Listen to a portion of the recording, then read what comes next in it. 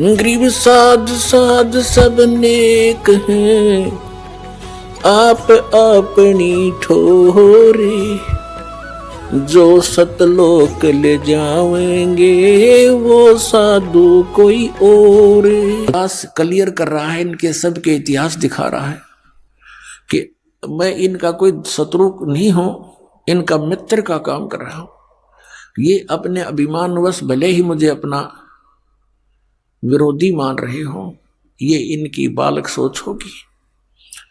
हम ऐसे भयंकर दौर से गुजर रहे हैं, हम ऐसे खतरनाक समय में इस लोक में रह रहे हैं कि हम जिस ओर जा रहे हैं आगे वो अजगर मुंह खोले बैठा है। ये काल रूपी अजगर और सबको खाता है।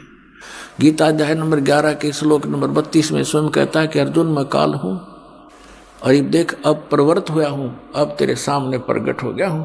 श्री कृष्ण से निकलकर बाहर दिखाई दे रहा और मैं इन सब को खाऊंगा। तो ना युद्ध करेगा तो भी नहीं बख्शूंगा इनको। तो हम उसको पूछ रहे, देख फुटे भाग हमारे, उसको भगवान मान रहे, वो कहता मैं खाऊं सबको, फिर भी हम संतुष्ट, क्योंकि हमारी बुद्धि इतनी ही काम कर रही थी कि तो मरना जीना लगा हुआ है।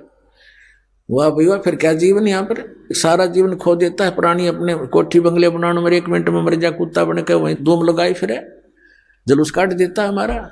ये खाक जीवन है यहाँ पर नहीं ज्ञान था तब तक कोई बात नहीं, वो तो व्यवस्था थी, मजबूरी थी। अब क्या है, सामने इतिहास रख दिया।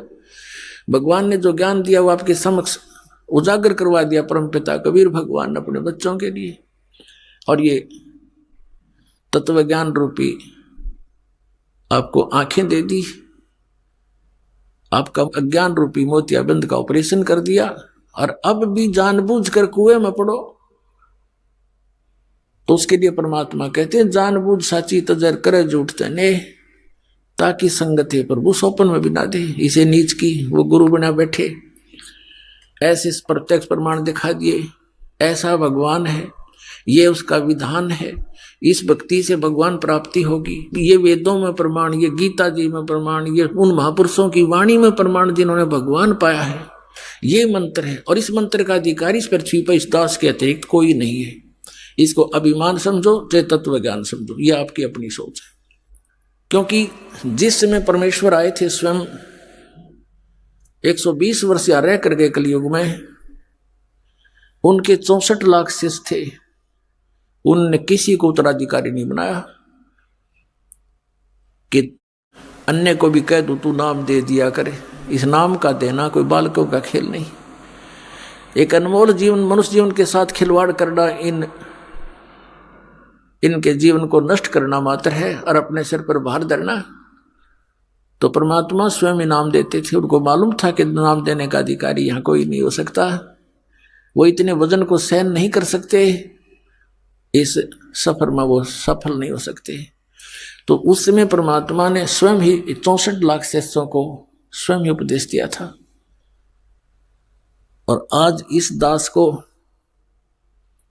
अपने वफादार कुत्ते को आपके लिए भौंकने के लिए, धनियों को जगाने के लिए आप फिर भेज दिया। ये दास लगातार सन 1994 से भौंक रहा है, और अज्ञानता के कारण सभी ये समझते हैं कि निंदा करता है रामपाल, ये तो संतों की आलोचना करता है। पुण्यात्माओं, जरा ध्यान से सुनो इस दास के वचनों को, और जो प्रमाण दिए जाते हैं उन्हें गहराई से सोचो। आपने फिर आलोचना की परिभाषा ही नहीं पता, आलोचना कहते किसे।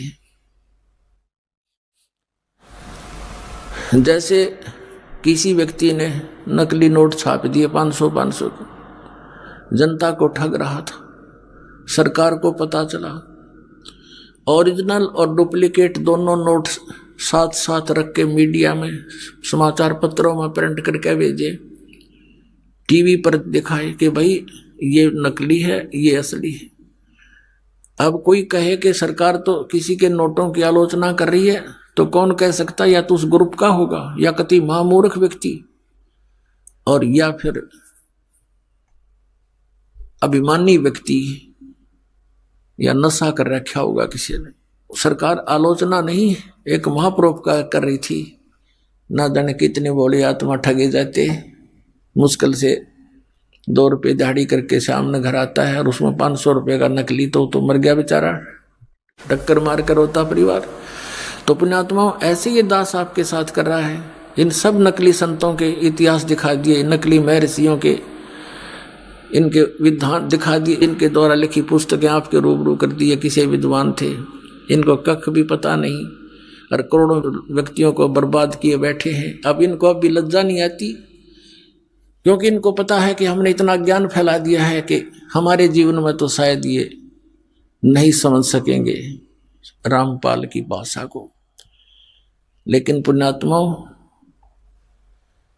परमात्मा के बच्चे हैं सभी, वो संत भी भगवान के बच्चे हैं, वो भी उनके लिए बुरे नहीं है। लेकिन परमात्मा तो उस जड़ को पकड़ता है कि ये सभी काल ने भ्रमित कर दिए, और अब भी इस दास के भौंकने से ये जाग गए, क्योंकि आप धनी आत्मा हो जो भगवान के लिए तड़प रहे हो, जा रहे हो, घूम रहे हो,